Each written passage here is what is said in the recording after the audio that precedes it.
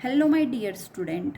तो आप सभी को पता है कि मेरी क्लास 7th की साइंस एनसीईआरटी बुक की सीरीज़ चली हुई है, जिसमें मैंने फर्स्ट चैप्टर स्टार्ट किया हुआ है, रिप्रोडक्शन इन प्लांट। ठीक है, तो उसका फर्स्ट पेज का टॉपिक एक मैंने पढ़ा भी दिया है आपको, difference between nutrients and nutrition. ठीक है, अब मैं सेकंड टॉपिक करवाने जा रही हूँ कि difference between autotrophs and heterotrophs. Autotrophs और हेटरोट्रोप्स क्या होते हैं। ठीक है, तो चलो हम स्टार्ट करते हैं। देखो, दुनिया में दो तरह के लोग होते हैं, यानी जीव होते हैं। एक वो जो अपना काम खुद करते हैं, और एक वो जो दूसरों पे डिपेंड होते हैं अपने काम के लिए। तो आप बताइए कि आप कौन से हैं, आप अपना काम खुद करते हैं या दूसरों पे डिपेंड होते हैं। ठीक है, तो इस लाइन से ही हमें पता लग गया कि एक है जो अपना काम खुद करते हैं और एक जो दूसरों पे डिपेंड होते हैं। ठीक है, चलो मैं एग्जाम्पल के थ्रू बताती हूँ आपको। आप सभी ने नीम के पेड़ को देखा होगा। ठीक है, जो ज़मीन में खड़ा रहता है वो अपना खाना खुद रेडी करता है, इसलिए ग्रीन प्लांट क्या है, ऑटोट्रोप्स हैं। अब आपने प्लांट को देखा होगा, ग्रीन प्लांट को, या कोई भी नीम का प्लांट है, मैंगो प्लांट है। अब मैंगो प्लांट पे क्या मैंगोज़ लगते हैं, तो क्या होता है, आप ये तो है नहीं कि आप मैंगोज़ लगा के आ जाते हैं या फिर आप उनको खाना दे के आते हैं, नहीं, वो अपना खाना खुद बनाते हैं। ठीक है, मेक देयर ओन फूड, तो इनको ऑटोट्रोप्स कहते हैं। अब खाना बनाने के लिए इनको कुछ तो सामग्री चाहिए होगी, जैसे हमें आटा लगाने के लिए आटा चाहिए होता है, पानी चाहिए होता है, फिर हमारी रोटी बनती है। ठीक है, तो ऐसे ही इनको अपना खाना खुद बनाने के लिए कुछ एक रॉ मटेरियल्स की ज़रूरत होती है। ठीक है, जो अपना खाना, ये जो प्लांट है ये अपना खाना मिट्टी, हवा, धूप की मदद से खुद बनाते हैं। इनको पानी चाहिए होता है, मिनरल्स चाहिए होता है, CO2 हवा से चाहिए होता है, एटमॉस्फेयर से।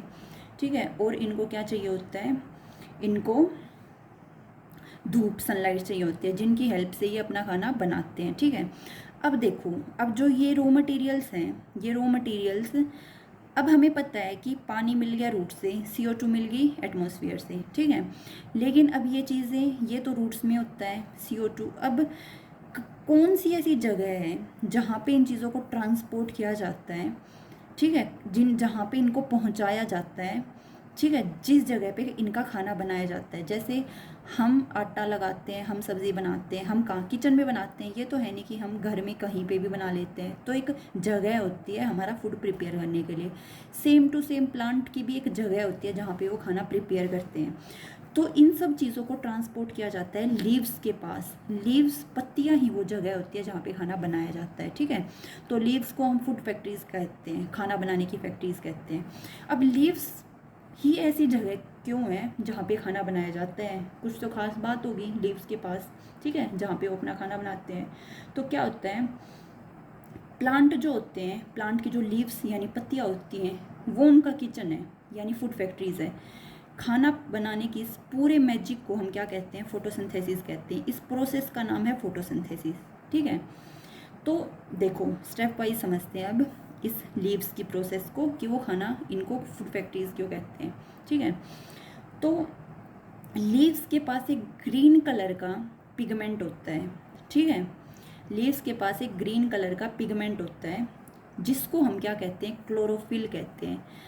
अब लीव्स के पास कुछ तो ऐसी खास चीज़ होगी जिसकी हेल्प से वो खाना बना पाए, तो उसके पास एक ग्रीन पिगमेंट क्लोरोफिल होता है। ये क्लोरोफिल का क्या रोल होता है, अब इस क्लोरोफिल का, इसके पास ग्रीन पिगमेंट है, क्लोरोफिल है, तो इसका कुछ तो रोल होगा। ठीक है, तो क्लोरोफिल क्या करता है, ये सनलाइट की एनर्जी को कैप्चर करता है ताकि खाना बनाया जा सके। कैप्चर यानी कि सोख लेता है, एब्जॉर्व कर लेता है, जो भी सन से हमें लाइट मिलती है उसको कैप्चर करेगा। ठीक है, और इससे खाना बनाया जाएगा। ठीक है, तो इसको और सिंपल सेंस में समझते हैं हम, कि जो सूरज की धूप होती है, सूरज से धूप मिलती है, तो सूरज की धूप हवा से कार्बन डाइऑक्साइड और ज़मीन से पानी लेकर पत्तियाँ जो केमिकल रिएक्शन करती हैं, उस पूरे कुकिंग प्रोसेस को फोटोसिंथेसिस कहते हैं। ठीक है, तो सूरज से धूप लेना और हवा से CO2 लेना और ज़मीन से पानी लेना, इसके थ्रू केमिकल रिएक्शन करती है और पत्तियाँ, और फिर कंप्लीट इस प्रोसेस को फोटोसिंथेसिस कहते हैं, यानी फूड प्रोडक्शन, खाना बन जाता है एंड में। ठीक है, तो कुछ एक पॉइंट यहाँ से हमें क्या पता लगे कि लीव्स को हम फूड फैक्ट्रीज कहते हैं। ये एक नंबर में आ भी जाता है, जहाँ पे एक्चुअल प्रिपरेशन होती है फूड की। ठीक है, अब हम पढ़ते हैं कि हेटरोट्रोप्स क्या होते हैं। आई होप आपको समझ आ गया होगा ये प्रोसेस, तो मैं एक बार फिर से रिवाइज करती हूँ। प्लांट जो होते हैं वो अपना खाना खुद बनाते हैं, ठीक है, वो किसी और पे डिपेंड नहीं होते खाने के लिए।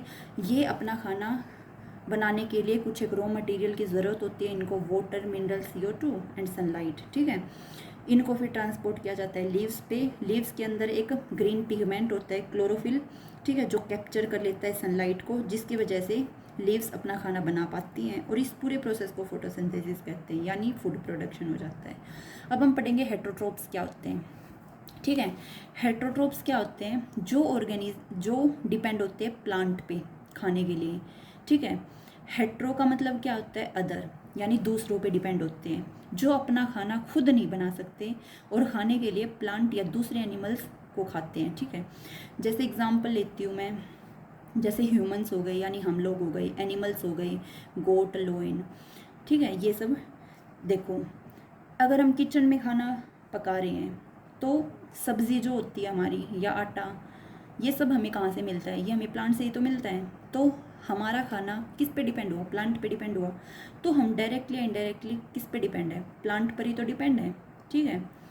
तो हेटरोट्रोप्स क्या होते हैं? विच डिपेंड ऑन प्लांट, ठीक है, फॉर फूड, अपने खाने के लिए जो प्लांट पे डिपेंड करते हैं, ठीक है। तो जितने भी ह्यूमन बींग्स होते हैं, यहाँ से एक लाइन इंपॉर्टेंट निकल के आती है कि all animals and humans are directly और indirectly dependent on plant for their energy requirements. ये डायरेक्टली और इनडायरेक्टली डिपेंड होते हैं प्लांट्स पे, ठीक है। फिर उसके बाद मैंने आपको क्लोरोफिल का पॉइंट बता ही दिया, ठीक है। तो अब यही इसमें इम्पोर्टेंट चीज़ें थी कि ऑटोट्रोप्स क्या होते हैं और हेटरोट्रोप्स क्या होते हैं। अब मैं आपको नेक्स्ट टॉपिक नेक्स्ट वीडियो में करवाऊँगी। अगर आपके पास क्वेश्चन में कोई भी जैसे इनका डिफरेंस आ जाए तो आप लिख सकते हैं, ठीक है, और इसको थोड़ा और आप एक्सप्लेन कर सकते हैं। फिर इसी को आप फ्लो चार्ट की फॉर्म में बना के और फिर इसी को स्टेप वाइज लिख सकते हैं। तो क्या होता है कि फ्लो चार्ट में इजी रहता है याद करना।